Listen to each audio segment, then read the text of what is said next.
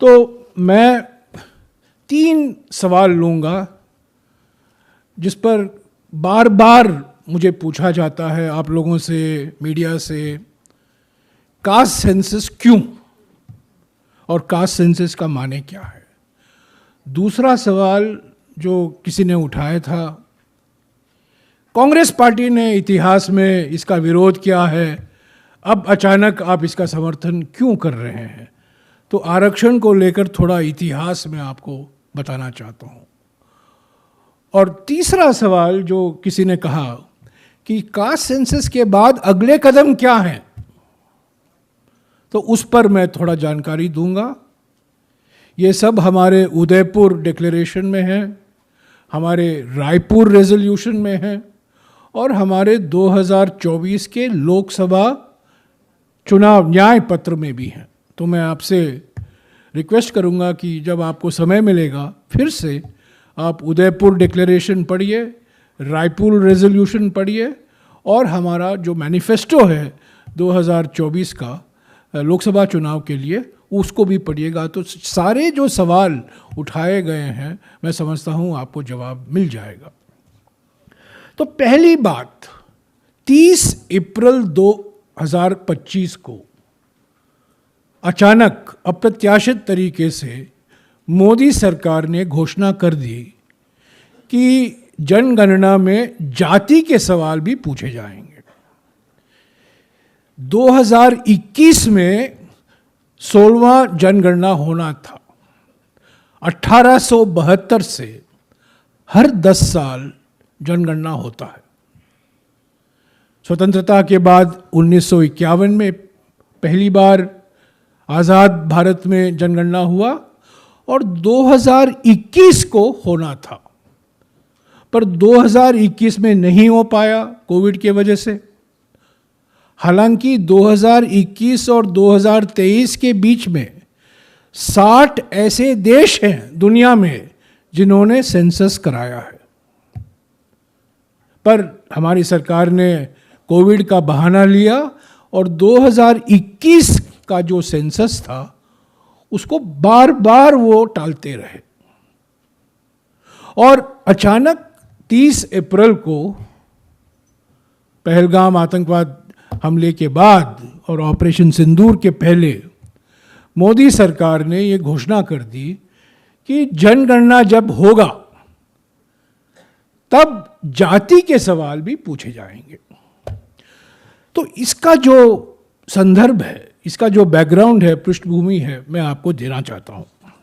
पहली बात तो ये है कि 24 दिसंबर 2019 को मोदी सरकार की एक कैबिनेट मीटिंग के बाद एक पीआईबी का नोट निकलता है और इसमें कहा जाता है कि union cabinet chaired by Prime Minister Narendra Modi has approved the proposal for conducting Census of India 2021 at a cost of rupees 8,700 crores.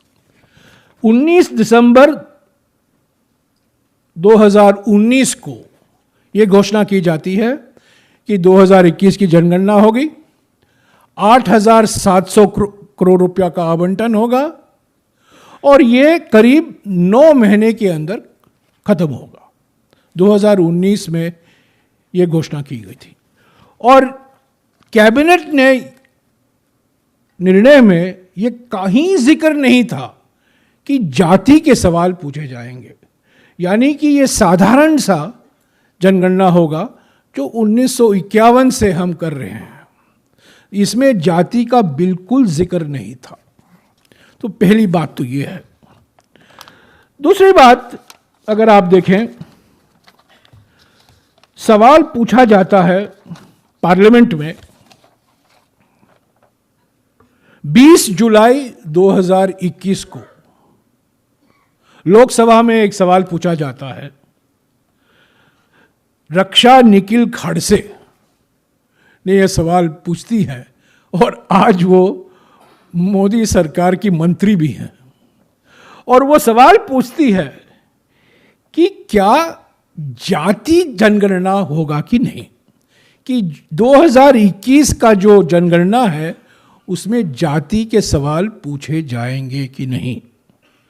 और गृह मंत्रालय के जो मिनिस्टर ऑफ स्टेट हैं, राज्य मंत्री नित्यानंद राय कहते हैं कि कोई ऐसा निर्णय नहीं है कि जाति जनगणना होगा। यानी कि सिर्फ जो पॉपुलेशन एन्यूमरेशन होता है, जो गिनती होता है, सिर्फ शेड्यूल कास्ट का होगा और शेड्यूल ट्राइब का होगा, जो 1951 से होते आ रहा है। ये पार्लियामेंट में यह सवाल पूछा जाता है, ये 2021 का है। तीसरी बात, सुप्रीम कोर्ट में एक एफिडेविट दाखिल किया जाता है 21 सितंबर 2021 को, 21 सितंबर 2021, 60 पेज का एफिडेविट है। और इस एफिडेविट में सुप्रीम कोर्ट को कहा जाता है कि मोदी सरकार की नीति नहीं है कि जाति जनगणना हो। यह साफ सुप्रीम कोर्ट के एफिडेविट में लिखकर दिया जाता है कि मोदी सरकार ने यह निर्णय लिया है कि जाति जनगणना नहीं होगा। 2021 को हुआ। 28 अप्रैल 2024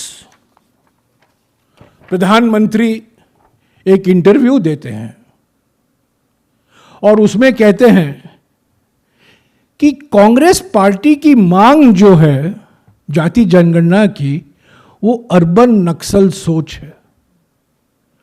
28 अप्रैल 2024 यानी कि एक साल पहले। तो साथियों, कैबिनेट का निर्णय, पार्लियामेंट में जवाब, सुप्रीम कोर्ट में एफिडेविट और प्रधानमंत्री का बयान अर्बन नक्सल, सब व्हाइट वॉश हो गया जब बह गया 30 अप्रैल 2025 को धूमधाम तरीके से घोषणा किया जाता है कि हम कास्ट सेंसस कराएंगे। तो पहली बात तो यह है, सवाल पूछने की बात है, आपने इसका कड़ा विरोध किया और इस साल के बजट में सेंसस डिपार्टमेंट को 575 करोड़ रुपया आवंटन किया गया है। 575 करोड़। और मोदी सरकार की प्रेस रिलीज के मुताबिक जनगणना करने के लिए करीब 8,700 करोड़ रुपया की जरूरत है, तो आवंटन भी नहीं है। तो मेरा कहने का मतलब यह है कि बिल्कुल ये अप्रत्याशित घोषणा थी, अचानक घोषणा थी, डैमेज कंट्रोल की घोषणा थी और ध्यान हटाने के लिए ये घोषणा किया गया था। तो मोदी सरकार की जो नीति है कास्ट सेंसस को लेकर, इसमें कुछ ईमानदारी नहीं है। कांग्रेस पार्टी उदयपुर से लेकर, उदयपुर डिक्लेरेशन में, रायपुर में, हमारे मैनिफेस्टो में इसका हमने विस्तार से चर्चा की है, वादे किए हैं, गारंटी दी है भारत जोड़ो न्याय यात्रा के समय। तो ये दोगलापन बीजेपी की ओर से है और असली ईमानदारी कांग्रेस पार्टी की ओर से। तो ये पहला मैं आपको जानकारी देना चाहता था, इतिहास है कास्ट सेंसस का। सवाल किसी ने किया कि कांग्रेस पार्टी कास्ट सेंसस का विरोध किया और स्वतंत्र भारत के पहले जनगणना में कास्ट की जानकारी नहीं ली गई थी। 1951 में पहला जनगणना हुआ, पहला सेंसस हुआ। तब के गृह मंत्री सरदार वल्लभ भाई पटेल थे और सरदार वल्लभ भाई पटेल ने 23 फरवरी 1950 को, ये फाइल से मैंने नोट निकाला है और मैंने पिछले वर्किंग कमेटी में मैंने जिक्र किया था कि सरदार पटेल जी ने घोषणा की कि इस जनगणना में जाति की जानकारी नहीं हासिल की जाएगी, क्योंकि देश के सामने और अलग चुनौतियां हैं और तब के समय में सरकार उचित नहीं समझती कि जाति की जानकारी हम हासिल करें। इस सरकार के प्रधानमंत्री कौन थे? जवाहरलाल नेहरू। इस सरकार के कानून मंत्री कौन थे? B.R. अम्बेडकर। इस सरकार के गृह मंत्री जिसकी जिम्मेदारी सेंसस थी, कौन थे? सरदार पटेल। यह एक सामूहिक निर्णय था, यह संविधान सभा का एक निर्णय था कि विभाजन हुआ है, हम स्वतंत्र हुए हैं, सांप्रदायिक दंगे हुए हैं, लाखों लोग मारे गए हैं, विकास की शुरुआत होनी है, पहला पंचवर्षीय योजना हमें बनाना है। तो इस संदर्भ में जब हम जनगणना कर रहे हैं, हम और समाज को अलग अलग तरीके से नहीं देखना चाहते, इसीलिए हम जानकारी नहीं हासिल करेंगे। पर इसका माने ये नहीं है कि शेड्यूल्ड कास्ट और शेड्यूल्ड ट्राइब की जानकारी नहीं ली जाएगी। साथियों, आपको मालूम होना चाहिए कि 1951 से लेकर हर एक सेंसस जो किया गया है हर 10 साल को, उसमें शेड्यूल्ड कास्ट की पॉपुलेशन और आदिवासी की आबादी की पूरी जानकारी ली जाती है। हमारे देश में करीब 1260 शेड्यूल्ड कास्ट्स हैं जो शेड्यूल में हैं और करीब 750 शेड्यूल्ड ट्राइब हैं। हर एक शेड्यूल्ड कास्ट की आबादी, हर एक शेड्यूल्ड ट्राइब की आबादी 1951 से ली जा रही है। इसमें कोई नई चीज नहीं है। नई बात यह है कि ओबीसी की आबादी और जो अन्य वर्ग हैं, जो non OBC, non scheduled caste, non scheduled tribe की आबादी है, उसकी जानकारी ये जनगणना हासिल करेगी। तो 1951 में जो निर्णय लिया गया था कि हम समाज में जो जातियां हैं, और जाति तो प्रमुख पहचान है हमारे समाज में 4 चीज़ों से पहचान की जाती है। एक जाति, धर्म, भाषा और प्रांत, यही तो 4 पहचान है। हालांकि आजकल हमारी एक 5वीं पहचान भी हो गई है, वो आधार नंबर, पर वो आधार तो अलग सी पहचान है। पर प्रमुख पहचान हमारे देश में, हमारे समाज में जाति से ही होती है, धर्म, भाषा और प्रांत। तो उस जमाने के जो हमारे नेता थे, जवाहरलाल नेहरू, सरदार पटेल, बाबा साहब अम्बेडकर, संविधान सभा में यह तय किया गया था कि हालात सही नहीं है हर एक से जाति पूछना, पर क्योंकि हम आरक्षण दे रहे हैं अनुसूचित जाति और अनुसूचित जनजातियों के लिए, उनकी आबादी जरूर लेनी चाहिए। तो यही निर्णय 1951 में हुआ।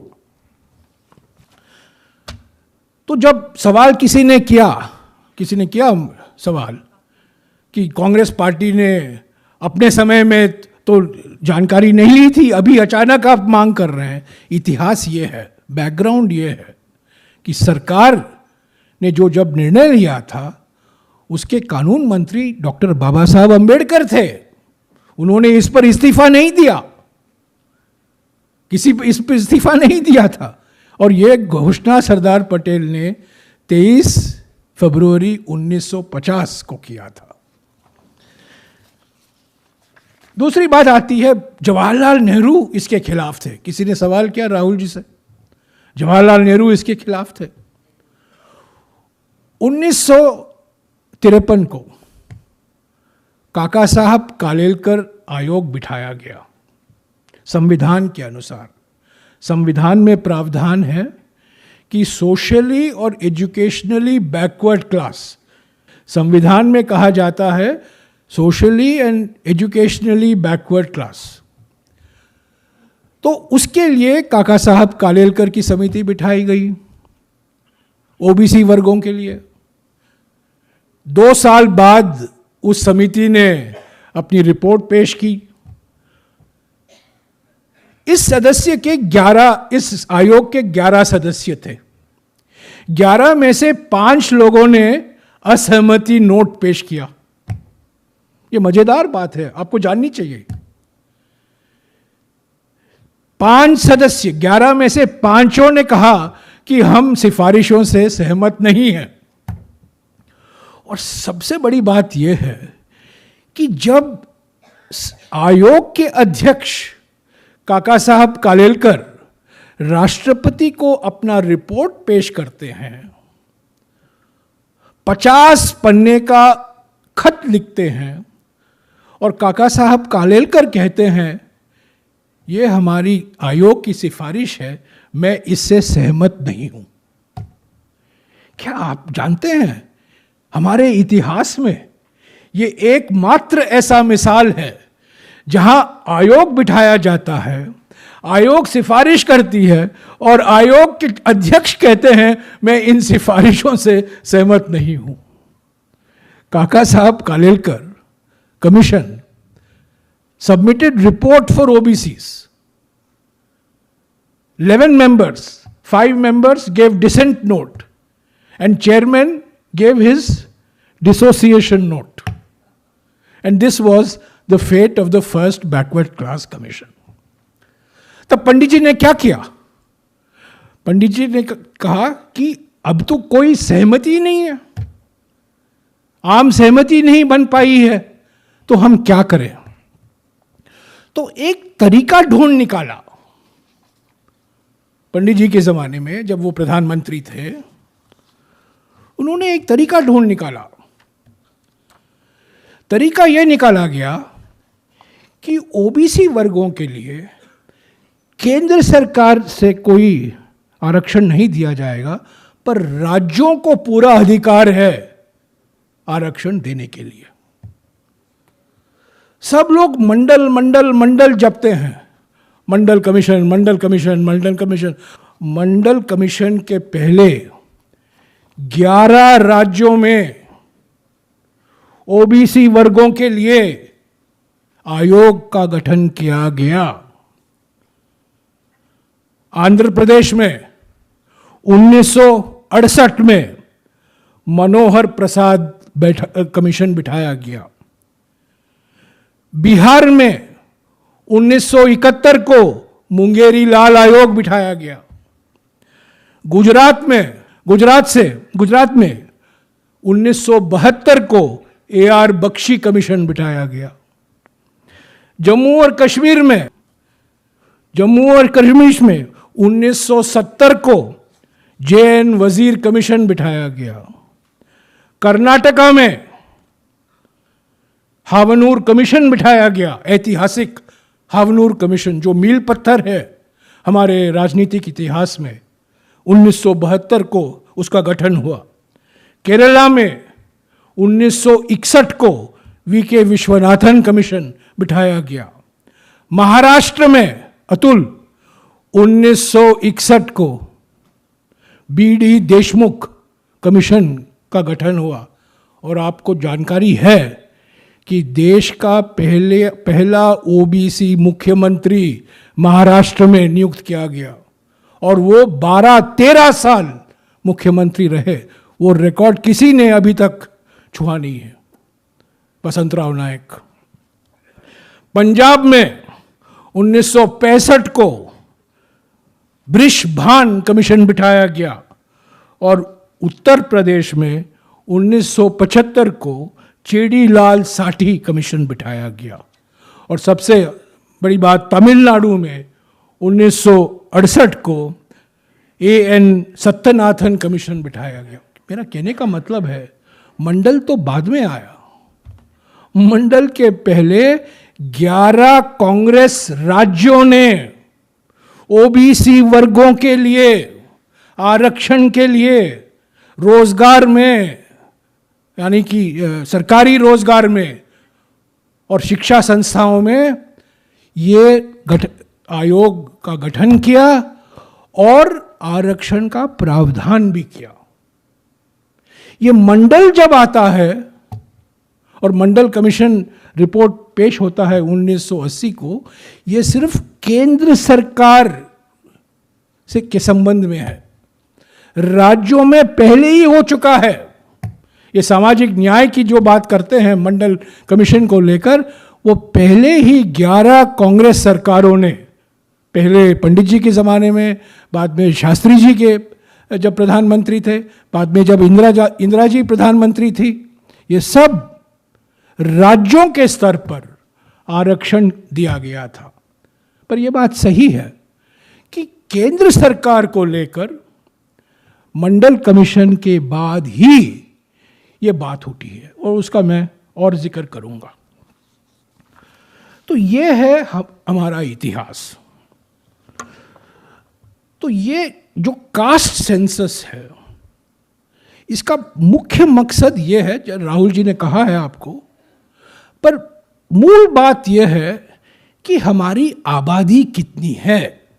असली बात तो ये है, इस सेंसस से, इस जनगणना से जो 1200 या 1300 अनुसूचित जाति हैं, जो 750 अनुसूचित जनजाति हैं, जो करीब 3500 या 4000 ओबीसी वर्ग हैं, और जो अन्य जाति हैं, उनकी आबादी कितनी है वो हासिल किया जाएगा।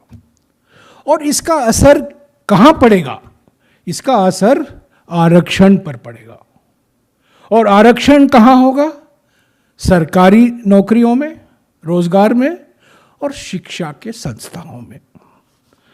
तो मैं अपने दूसरे विषय पर जाता हूं। क्या आप जानते हैं कि हमारे संविधान में, जो संविधान सभा में अपनाया गया 26 नवंबर 1949 को और जो लागू हुआ 26 जनवरी 1950 से, उसमें आरक्षण को लेकर स्पष्ट शब्दों में नहीं लिखा गया है, सिर्फ लोकसभा और विधानसभा सीटों का जिक्र किया गया है। शिक्षा और रोजगार के संदर्भ में आरक्षण को लेकर स्पष्ट इसका कोई जिक्र नहीं है। इसका नतीजा ये हुआ कि 9 अप्रैल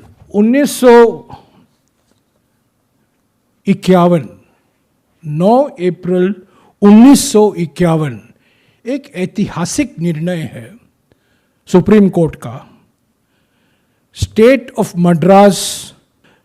मद्रास वर्सेस चंपकम दोराईराजन। ये बहुत ऐतिहासिक निर्णय है। सुप्रीम कोर्ट कहता है आपको कोई अधिकार नहीं है आरक्षण देने का, आरक्षण संविधान के खिलाफ है। लोग चौंक जाते हैं इसको सुनकर, पर यह बात है। 9 अप्रैल 1951 state of Madras versus Champakam Dorairajan, यह निर्णय था कि आप आरक्षण नहीं दे सकते। इसका नतीजा क्या हुआ? इसका नतीजा यह था कि पंडित जी की सरकार, जवाहरलाल नेहरू की सरकार, जब वो प्रधानमंत्री थे, संविधान में पहला संशोधन विधेयक पेश किया पार्लियामेंट में, तब के पार्लियामेंट में, और संविधान में पहला संशोधन किया गया और इसकी खूब आलोचना की नरेंद्र मोदी जी ने पार्लियामेंट में 4 महीने पहले। उन्होंने कहा यह स्टॉप गैप प्रधानमंत्री ने यह संशोधन करवाया। तो मैंने प्रधानमंत्री से पूछा, अगर जवाहरलाल नेहरू जी स्टॉप गैप प्रधानमंत्री हैं तो डॉक्टर अंबेडकर भी स्टॉप गैप लॉ मंत्री थे। तो ये संविधान भी स्टॉप गैप संविधान है, क्योंकि लोकसभा तो 1952 में ही होता है और उसके पहले सब स्टॉप गैप हैं। तो क्या बात कर रहे हैं आप? थोड़ा इतिहास समझने की कोशिश कीजिए। तो अगर आप देखें हमारे संविधान में, मैं आपसे विशेष विनती करूंगा, अनुच्छेद 15(4) पढ़िए। अनुच्छेद 15(4) आर्टिकल 15(4). ये अनुच्छेद 15(4) आरक्षण का हक सरकार को देता है। पहले ये नहीं था। आर्टिकल 15(4) संविधान के पहले संशोधन से हमारे संविधान में शामिल किया गया। जब ये विधेयक पेश किया गया तब के पार्लियामेंट में, तब उस पर एक सेलेक्ट कमेटी का गठन हुआ। इस सेलेक्ट कमेटी के अध्यक्ष प्रधानमंत्री जवाहरलाल नेहरू जी थे। इसके 17 सदस्य थे और बाबा साहब अंबेडकर इसके सदस्य थे, और उन्होंने अपनी रिपोर्ट पेश की। ये भी मैं आपको दूंगा।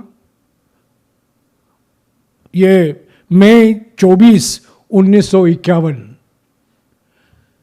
इसमें एक सदस्य ने इस संशोधन का विरोध किया,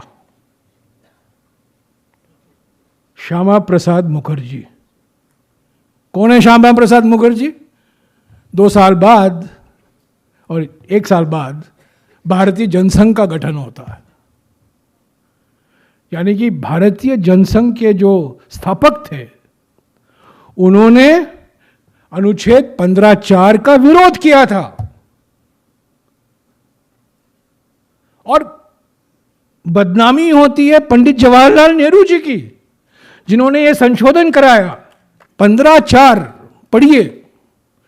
सबसे महत्वपूर्ण अनुच्छेद इस संविधान में है तो 15(4) है।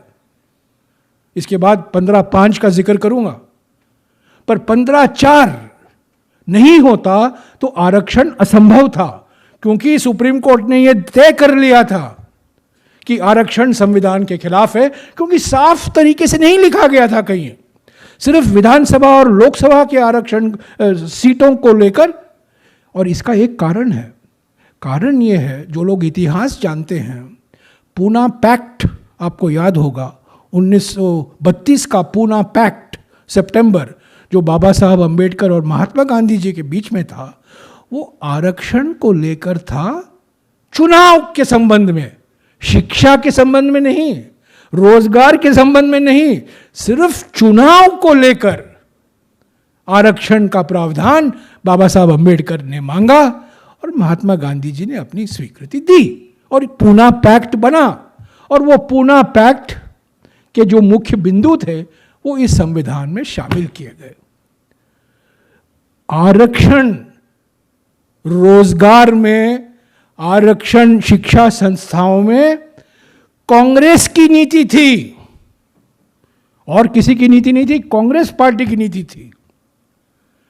और मैं आपको याद दिलाना चाहता हूं, 25 नवंबर 1949 को जो बाबा साहब अंबेडकर ने भाषण दिया था संविधान सभा में, अगर आप पढ़ेंगे 25 नवंबर 1949, बाबा साहब अंबेडकर कहते हैं, कांग्रेस पार्टी के बिना यह संविधान नहीं बन पाता। कितने लोग इसका इस्तेमाल करते हैं? बाबा साहब अंबेडकर खुद कहते हैं संविधान सभा में, कांग्रेस पार्टी के अनुशासन के बिना यह संविधान नहीं बन पाता। और वो कहते हैं, कांग्रेस पार्टी को पूरा हक है इसका श्रेय लेने का। ये मेरे शब्द नहीं है, ये पंडित जी के शब्द नहीं है, ये बाबा साहब अंबेडकर के शब्द हैं। पर जब हम लोग हमें कहते हैं कि हम बाबा साहब अंबेडकर के खिलाफ थे, क्यों नहीं हम कहते क्या बाबा साहब अंबेडकर ने कहा था इस संविधान को लेकर, और कांग्रेस पार्टी की क्या भूमिका है उसको लेकर। तो अनुच्छेद 15(4) article 15(4) is the key point in this constitution which enables reservations for scheduled castes, scheduled tribes and OBCs in education and employment. It was introduced not in the original constitution, it was introduced in the constitution by the first amendment to the constitution, which was prepared by a select committee which had Pandit Nehru, Dr. Ambedkar and many other members, and which was opposed by Shyama Prasad Mukherjee, who then founded the Jansangh. कि 15(4) किसने दिया? संविधान में संशोधन किसने किया? संविधान के संशोधन का विरोध किसने किया? यही तो बात है। और ये बात हमें, जब हम पर ये उछाले जाते हैं, इसका खंडन हमें इस तथ्यों के माध्यम से हमें करना चाहिए। दूसरी बात, जनगणना के बाद क्या होगा? जनगणना के बाद क्या होगा? जनगणना के बाद सबसे महत्वपूर्ण कदम जो होगा कि 50% की सीमा जो है आरक्षण को लेकर, उसको हटाने की जरूरत पड़ेगी। ये 50% की सीमा है क्या? ये संविधान में कहीं नहीं लिखा है। यह भी आपको जानकारी होनी चाहिए। संविधान में कहीं नहीं कहा है कि आरक्षण की सीमा 50% होनी चाहिए ना। संविधान सभा में किसी ने नहीं कहा। सुप्रीम कोर्ट ने 1962, सितंबर 28, 1962, M.R. Balaji versus state of Mysore, ये सारे केस दक्षिण भारत से जुड़े हुए हैं। पहला चंपकम दोराई राजन मद्रास और दूसरा M.R. Balaji versus state of Mysore. और मैं केरल को नहीं छोड़ना चाहता हूं। 2 साल बाद Devadasan versus the union of India, वो केरल से जुड़ा हुआ है। तो केरल, कर्नाटक, केरला, कर्नाटका और तमिलनाडु। ये क्या कहता है सुप्रीम कोर्ट? सुप्रीम कोर्ट कहता है कि किसी हालत में 50% आप पार नहीं कर सकते। आप किसको भी आपको आरक्षण देना है, आप दीजिए, पर 50% आप पार नहीं कर सकते। यह सुप्रीम कोर्ट का आदेश है। 1992 को, आपको याद होगा, मंडल कमीशन के संदर्भ में सुप्रीम कोर्ट ने इंदिरा साहनी जजमेंट दिया था। और इंदिरा साहनी जजमेंट में भी ये कहा था कि मंडल आयोग की सिफारिशें कॉन्स्टिट्यूशनल हैं, ओबीसी को आप आरक्षण दे सकते हैं, पर 50% की सीमा आप पार नहीं कर सकते। Scheduled caste, scheduled tribe and OBC reservation cannot cross 50%, according to Supreme Court judgment of 1962 and 1963. That was repeated in 1992, and successive governments have taken the view that 50% is the limit. अभी क्या होगा? Caste census होगा, और जब आप गिनती करोगे scheduled caste, scheduled tribe और ओबीसी की आबादी 50% से ऊपर तो जरूर होगी। तब आप करोगे क्या? तमिलनाडु में जयललिता मुख्यमंत्री थी, और तमिलनाडु में 1994 को आरक्षण 69% हो गया, 69% हो गया। वो संविधान के खिलाफ था। तो जयललिता जी ने क्या किया? तत्कालीन प्रधानमंत्री नरसिम्हा राव जी थे, और नरसिम्हा राव जी और जयललिता के बीच में जो वार्तालाप हुआ करती थी वो तेलुगु में हुआ करता था। उन्होंने तेलुगु में बातचीत की और तमिलनाडु का कानून हमारे संविधान के 9वीं सूची में शामिल किया गया। ये 9वीं सूची है क्या? ये 9वीं सूची हमारे संविधान में नहीं था। ये जब संविधान सभा में संविधान अपनाया गया उसमें 9वीं सूची था नहीं। Mister Raju, I hope you know this, 9th schedule was not there in the original constitution of India. ये 9वीं सूची पंडित जवाहरलाल नेहरू के वजह से हुआ। अगर ये 9वीं सूची नहीं होता, जमींदारी कभी खत्म नहीं हो पाता, क्योंकि सुप्रीम कोर्ट ने कह दिया था कि जमींदारी को हटाना संविधान के खिलाफ है। तब पंडित जी और अंबेडकर और सभी लोगों ने मिलकर ये 9वीं सूची बनाई, 9th शेड्यूल। और ये 9th शेड्यूल में जो कानून शामिल किए जाते हैं उस पर सुप्रीम कोर्ट इंटरफियर नहीं कर सकता। सुप्रीम कोर्ट कुछ नहीं कर सकता उन कानूनों के बारे में। सारे जमींदारी संबंधित कानून 9वीं सूची में शामिल किए गए। ऐसे ही जमींदारी अबॉलिश हुआ, हरित क्रांति आई, तो 9वीं सूची के कारण। 9वीं सूची में एकमात्र कानून है, करीब 280 कानून है 9वीं सूची में, पर एकमात्र कानून है आरक्षण को लेकर, और वो है तमिलनाडु का कानून। तो तेलंगाना में जो अभी जाति जनगणना हुआ है वो आरक्षण 50% को पार कर चुका है। तो तेलंगाना से पहले तो बिहार में हुआ। तो मांग ये है, हमारी मांग ये है कि 9वीं सूची में ये कानून आने चाहिए, पर ये पर्याप्त नहीं होगा, क्योंकि सुप्रीम कोर्ट ने 2007 में कह दिया मनमर्जी, और हमने उसकी चुनौती नहीं दी कि 9वीं सूची में कानून हो ना हो, पर सुप्रीम कोर्ट का पूरा अधिकार है सभी कानूनों पर समीक्षा करने का और यह तय करने का कि यह कानून संविधान के खिलाफ है, क्या संविधान से उसको अनुमति मिलती है कि नहीं।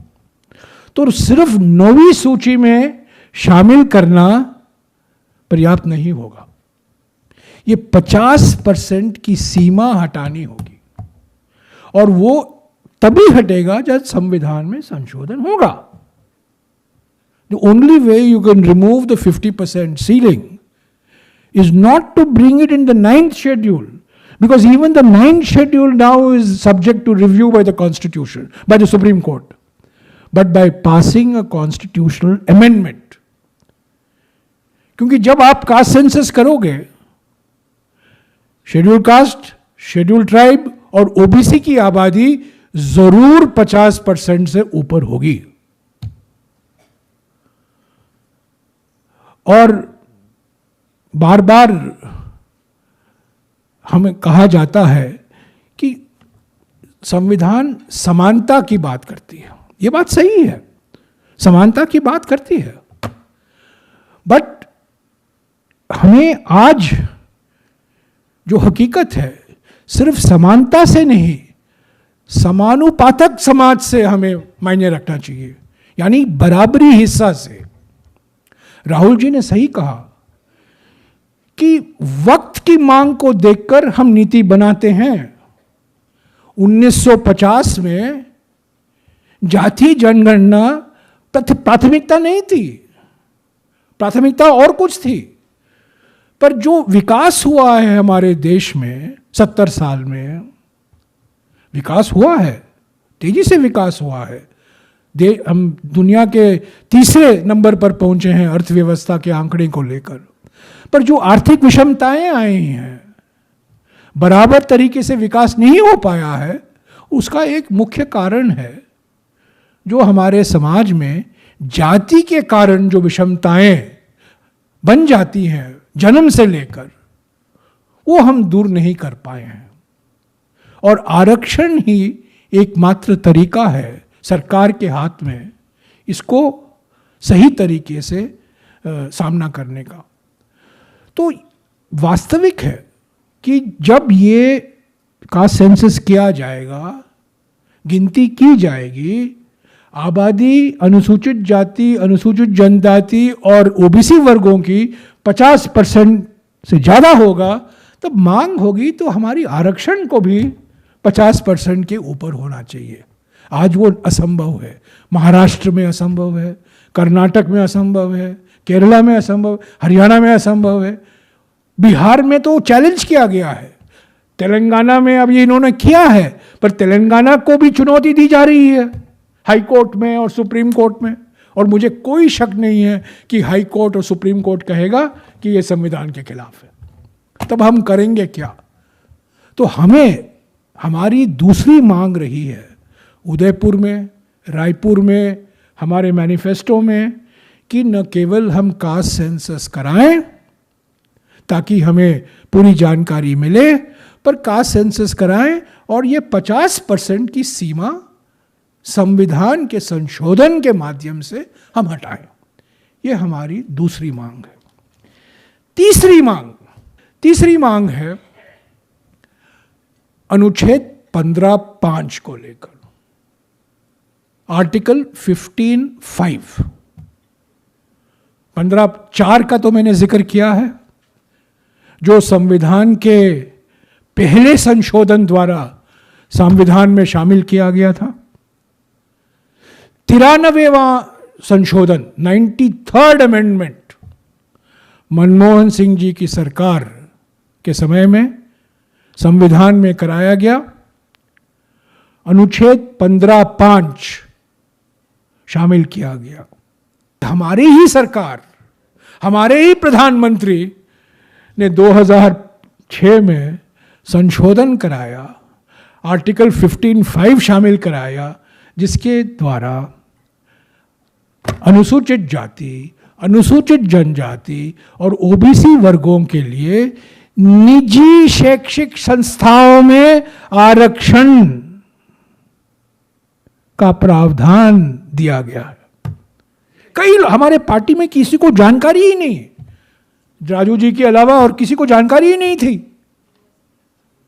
हमारी ही सरकार, हमारे प्रधानमंत्री, तब के हमारे जो मंत्री थे, एचआरडी मंत्री अर्जुन सिंह जी, हमारी ही सरकार ने आर्टिकल 15(5) शामिल किया।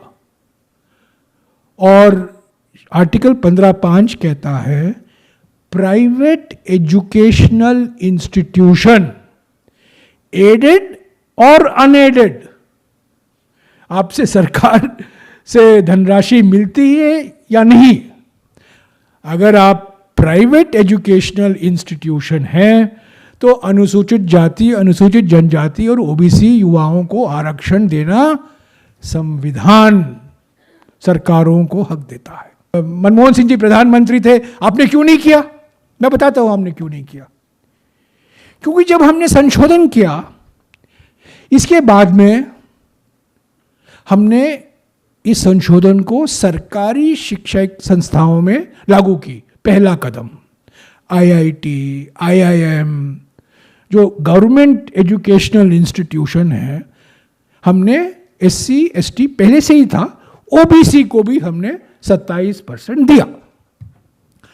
तब क्या हुआ, जब हम निजी क्षेत्र के लिए कानून बनाने वाले थे, सुप्रीम कोर्ट में लोग पहुंच गए। आजकल कोई भी हो सुप्रीम कोर्ट चले जाता है, भाग लेता है सुप्रीम कोर्ट में, पिटीशन भेज देते हैं। और कई लोगों ने कहा कि ये प्राइवेट एजुकेशनल इंस्टीट्यूशन में आरक्षण देना संवैधानिक नहीं है। तो 2008 से लेकर 2024 तक, 2014 तक सुप्रीम कोर्ट में ये सुनवाई हुई। 2 या 3 बेंच बिठाए गए और आखिर में 29 जनवरी 2014 5-0 यानी 5 न्यायाधीशों ने सर्वसम्मति से ये कहा कि आर्टिकल 15(5) संवैधानिक है। ए 5-0 bench of the supreme court after 6 years just before the election code became operational in 2014। तो जब हमें पूछा जाता है आपने 15(5) क्यों नहीं इम्प्लीमेंट किया, जवाब ये है कि हम इम्प्लीमेंट कर रहे थे, पहला कदम हमने लिया, सरकारी संस्थाओं में हमने 27% आरक्षण दिया ओबीसी वर्गों को, युवाओं को। हम निजी क्षेत्र के लिए हमने बिल तैयार की, पर सुप्रीम कोर्ट में लोग चले गए और 6 साल सुप्रीम कोर्ट इस पर चर्चा हुई और अंत में 29 जनवरी 2014 को इलेक्शन कोड लागू होने के 15 दिन पहले यह निर्णय आता है। मोदी सरकार आई, 11 साल से सोई हुई है। तो हमारी तीसरी मांग, पहली मांग है कास्ट सेंसस, दूसरी मांग है 50% की सीमा, और तीसरी मांग है जो आर्टिकल है संविधान में 15(5) है, कोई नए संविधान संशोधन की जरूरत नहीं है, इस पर कानून बनाइए, पार्लियामेंट में कानून बनना है। तो आर्टिकल 15(5) को लागू करिए। हम लागू नहीं कर पाए क्योंकि ये मामला लंबित था सुप्रीम कोर्ट में और इलेक्शन कोड के 2 हफ्ते पहले ये फैसला सुनाया गया, हम लागू नहीं कर पाए। 11 साल से आप सत्ता में हैं, आपने नहीं किया। तो ये 3 मुद्दे थे। बाबा साहब अंबेडकर ने कहा है श्रेय जाता है तो कांग्रेस पार्टी, वो भाषण पढ़िए और इसकी केंद्र बिंदु इस संविधान का क्या है कि अनुसूचित जाति, अनुसूचित जनजाति और ओबीसी वर्गों के लिए आरक्षण न केवल चुनावों में, पर आरक्षण सरकारी रोजगार में और शिक्षा से संस्थाओं में, दोनों सरकारी संस्था और निजी संस्थाओं में। अंत में मैं एक और मुद्दे पर कुछ कहना चाहता हूं कि ये बात कहा जाता है कि आपने तो कुछ नहीं किया 10 साल में कास्ट सेंसस को लेकर, अभी आप क्यों मांग कर रहे हैं। 2011 में जब मनमोहन सिंह जी की सरकार थी, तब हमने सामाजिक, आर्थिक एवं जाति आधारित जनगणना कराया। ज़्यादा लोगों की जानकारी नहीं है इसके बारे में। Socio economic and caste census, socio economic caste census नहीं, socio economic and caste census, सामाजिक, आर्थिक एवं जाति आधारित जनगणना। ये 2011 में हुआ, 2011 में शुरू हुआ, 2013 तक ये खत्म हुआ। 2013 में इस जाति को लेकर कुछ विषमताएं थी जो जानकारी हासिल की गई थी सर्वे में, उसके सुधार के लिए सभी राज्यों से जानकारी मांगी गई। उसके बाद में हमारी सरकार चली गई। हम बार बार मोदी सरकार से मांग कर रहे थे कि ये जो जानकारी इस SECC से हमने हासिल की थी उसको प्रकाशित कीजिए, पर उन्होंने नहीं किया। पर देखिए, इस जनगणना से जाति के बारे में और उनकी सामाजिक और आर्थिक स्थिति के बारे में जानकारी हासिल की गई, पर मोदी सरकार ने सामाजिक और आर्थिक स्थिति की जानकारी अपना ली, पर जाति की जानकारी नहीं स्वीकारी। Socio-economic and caste census, the data that was collected in this census regarding socio-economic status is being used by the Narendra Modi government today for that roughly 50 or 60 योजनाज, प्रधानमंत्री दिस योजना, प्रधानमंत्री दैट योजना, प्रधानमंत्री दिस योजना, वो सब इसी सर्वे के मुताबिक जो जानकारी ली गई थी वो उसका इस्तेमाल कर रहे हैं। पर जाति को लेकर उन्होंने कहा कि हम स्थिति में नहीं है इसको स्वीकारने के लिए। तो राहुल जी ने जो कहा वो सही कहा कि कास्ट को लेकर थोड़ा गड़बड़ी है इनकी पार्टी में, आरएसएस में। इसीलिए प्रधानमंत्री ने कहा कुछ महीने पहले कि मैं सिर्फ 4 वर्गों को पहचानता हूं हमारे देश में, गरीब, महिला, युवा और किसान। सिर्फ 4 वर्ग हैं। प्रधानमंत्री ने खुद कहा कि जाति नहीं है पर सिर्फ 4 वर्ग हैं। तो ये जब एसईसीसी कराया गया हमारी सरकार की ओर से, एक भाग अपनाया जाता है, दूसरा भाग ठुकराया जाता है और कहा जाता है इसमें विषमता। ठीक है, विषमताएं थी, उसको सुधारना चाहिए, पर उन्होंने कुछ प्रयास नहीं किया, ठंडे बक्से में डाल दिया। पर जो सोशो इकोनॉमिक डेटा है आज भी इस सर्वे से जो निकाला गया था सर्वे, वो पूरा इस्तेमाल कर रहे हैं, पर कास्ट की जानकारी नहीं ले रहे हैं। मैं राहुल जी से बिल्कुल सहमत हूं। मुझे पूरा यकीन नहीं होता कि असली बात करेंगे कि नहीं। पहली बात तो यह है बजट में कुछ आवंटन नहीं है, करीब 10,000 करोड़ रुपया लगेगा, 575 करोड़ रुपया आवंटन हुआ है। पहली बात तो आवंटन की है। और दूसरी बात, अगर आप वेबसाइट में जाएं, सेंसस ऑफ इंडिया वेबसाइट में जाएं, और आज सुबह मैं गया था, वापस अपडेट करते रहते हैं, उसमें 2021 में जो जनगणना कराने वाले हैं उसमें 34 सवाल हैं, 34 सवाल, और 13वां सवाल शेड्यूल कास्ट और शेड्यूल ट्राइब। 13वां सवाल, हालांकि ये 30 अप्रैल के पहले तैयार किया गया था।